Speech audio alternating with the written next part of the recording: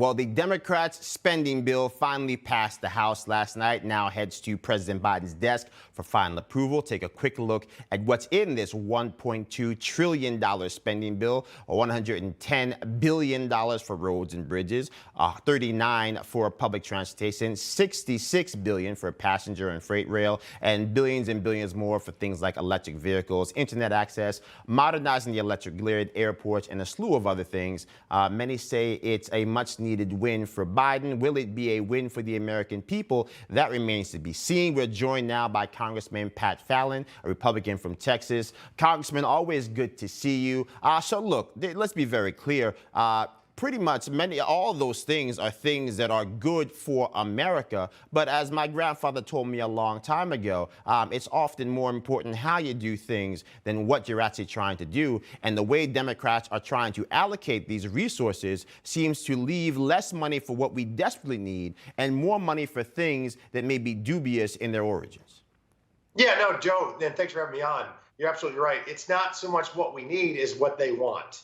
And as you just mentioned, the $1.2 trillion infrastructure package, hovering around 10% of it is actually going towards what we would consider real and hard infrastructure: roads, bridges, waterways, broadband internet, that sort of thing. And it's also the CBO, the Congressional Budget Office, scored this, and they said that there's $625 billion in new spending, and yet they only have $180 billion in offsets. So there's a $400 billion plus hole here, and they just seem to ignore that. Absolutely. Now, we talk about the fact we had 13 Republican lawmakers cross party lines, join the Democrats in voting in favor for that legislation. We actually had 6 Democrats who voted against it from that progressive caucus.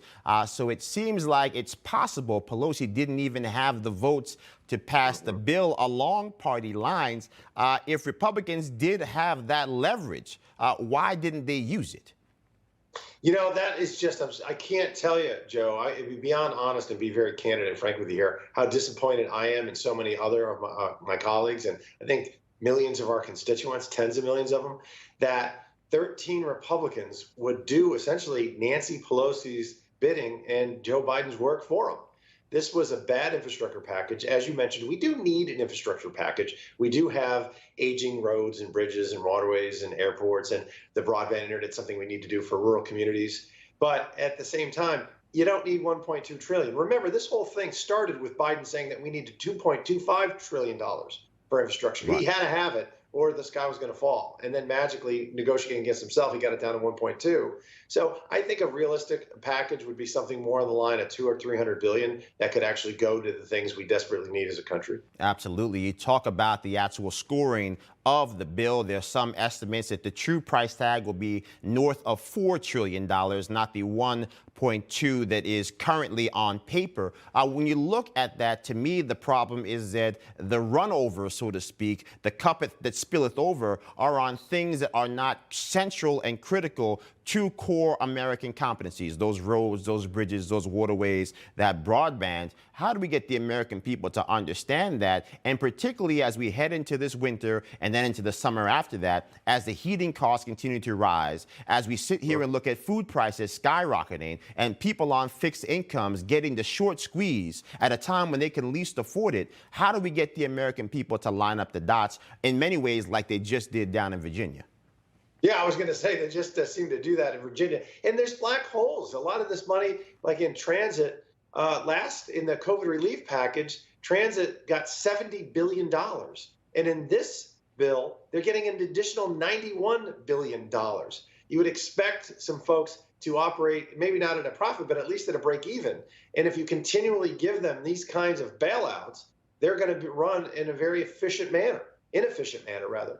And that's what the American people, it really, to your question, it's incumbent upon us, members of Congress, both in the House and the Senate, to tell the American people the truth. But don't make it esoteric, make it very digestible so they can go home and grasp it and get their arms around it so we can change the direction of this country come next November. Absolutely. I mean, if you look at what's happening here specifically, with all of this money being spent, it just seems out of control. I'd be remiss if I didn't touch base with you on what just happened, the latest with this Durham report. Again, seems like that slow-moving arc towards justice.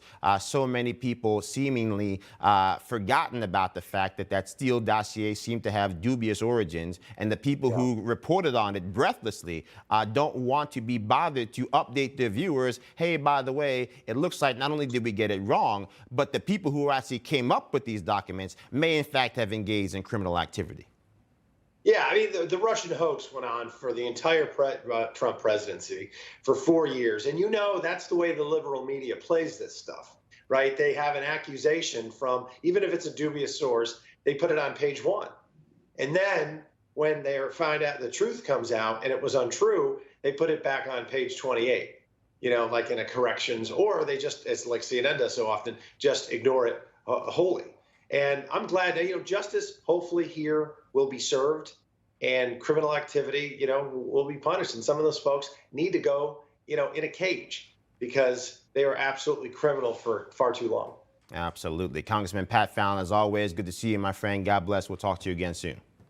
Thanks, Joe. God bless. Take care. All right. We have much more coming up on Saturday Agenda. And if you want the latest news from Newsmax and can't turn on your TV, you can tune in to the Newsmax Daily with Rob Carson. Newsmax Daily podcast available for free on all major platforms like iTunes, Spotify, iHeart, Stitcher, Pandora, and more. Or you can find the podcast at newsmaxtv.com/podcast. Rod Carson takes the best stuff from Newsmax, keeping you informed all the day long. So check it out. Hit subscribe. It's absolutely free.